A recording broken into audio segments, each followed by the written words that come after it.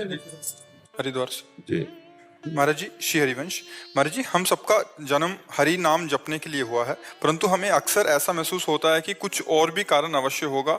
उस कारण को कैसे ढूंढें? मेरी जिंदगी का पर्पस क्या है? केवल जगना है बस। स्वप्न का जो दुख सुख है वो केवल जगने से जाएगा। ना आप स्त्री हो, न यहाँ कोई पुरुष है, न यहाँ कोई कर्तव्य है। स्वप्न का कोई कर्तव्य होता है क्या? बड़ा मेहनत किया स्वप्न में, जगे तब सब झूठा हुआ ना। स्वप्न में आपने 100 लोगों को भोजन पवाया और 100 लोगों को जान से मार दिया। जो जगने के बाद आपको क्या पुण्य लगेगा कि पाप लगेगा? है कुछ नहीं लगे। क्यों? किया तो था स्वप्न में, भंडारा किया स्वप्न में, मारा तो क्या उस समय क्या झूठा लग रहा था? स्वप्न में नहीं लग रहा था ना। जग गए तब लगा ना। तो उमा काहूं मैं अनुभव अपना, सत हरि भजन जगत सब सपना। तो अब आपको लग रहा है और कोई कर्तव्य है, तो ये स्वप्न में लग रहा है। अगर जाग के देखो तो स्वप्न में एक आप ही थे, ना कोई वस्तु था, ना कोई व्यक्ति था, ना दुश्मन था, ना कोई दोस्त था। ये पता तब चला जब आप जगे। स्वप्न में जैसे हम कई बार कहा, समुद्र में डूब रहा हो कोई, अब उसको कैसे बचाया जाए? बहुत से तैराक बुला लिए जाए, नौका बुला ली जाए, सब व्यवस्था कर ली जाए, तो क्या स्वाप्निक पुरुष को बचाया जा सकता है क्या, जो स्वप्न में समुद्र में डूब रहा है? कुछ उपाय नहीं करेगा। उपाय एक करेगा, उसको पकड़ के जगा दो। ना एक बूंद पानी है, ना वो डूब रहा है, ना कोई परेशानी है।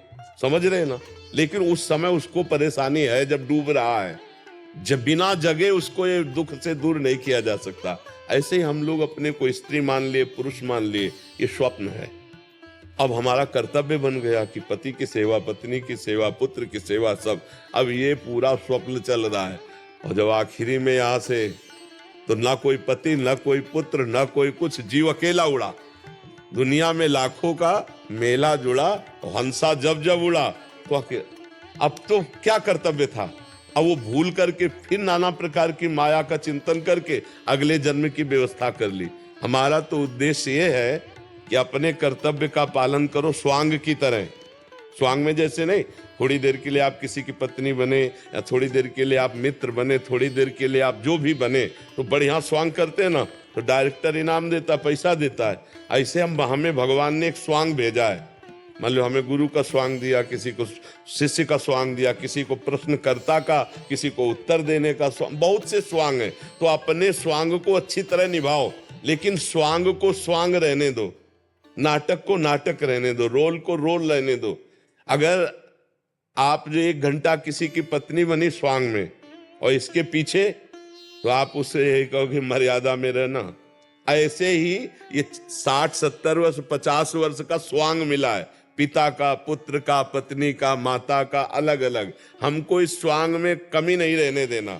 जो स्वांग है उसको यथावत करना है, पर यह ध्यान रखना है, स्वांग करने वाले को याद रहता है कि मैं ये सब कुछ नहीं हूं, मैं कुछ और हूं, केवल थोड़ी देर मंच पर मैं कर रहा हूं। तो जगन नाटक वैभवा, इस संसार रूपी मंच में हमें जो स्वांग मिला है वो हम करें, पर हम ये याद रखें कि मैं स्वांग नहीं हूं, मैं सत्य सच्चिदानंद का स्वरूप हूं, न स्त्री हूं न पुरुष हूं। पर अब ये बिना जाने अगर स्वांग में फंस गए तो अगला स्वांग तैयार है।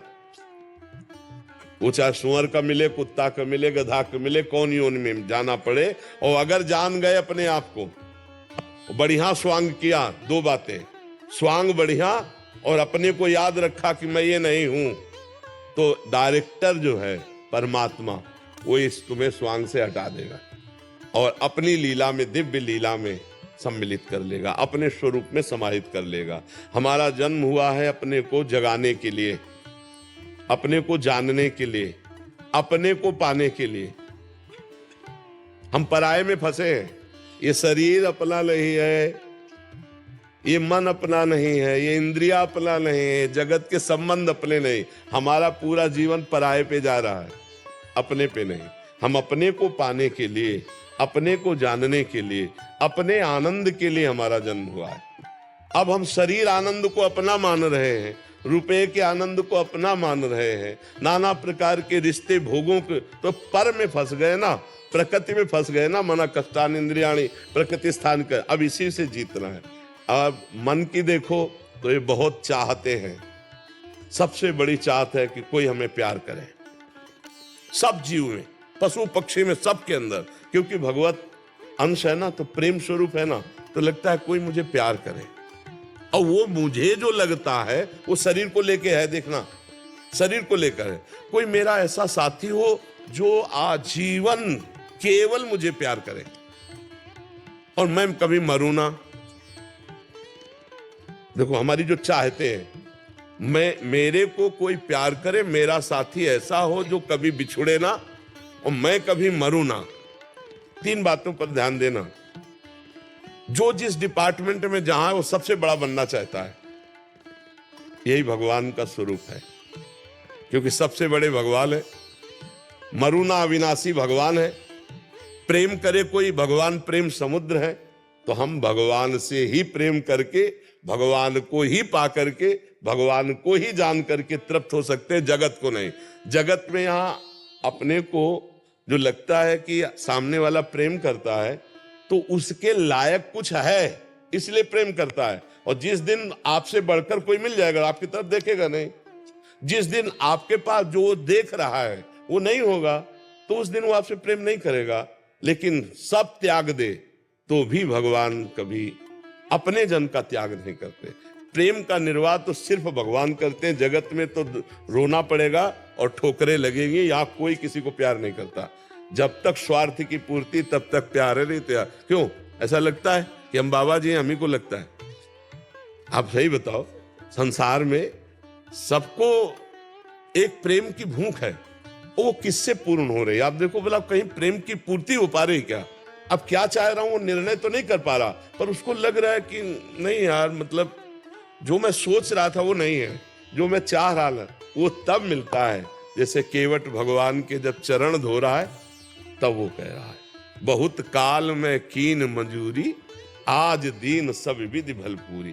अब कछु नाथ न चाही मोरे, नाथ हम मुझे नहीं चाहिए, जिसके लिए मैं तड़प रहा था वो मिल गया।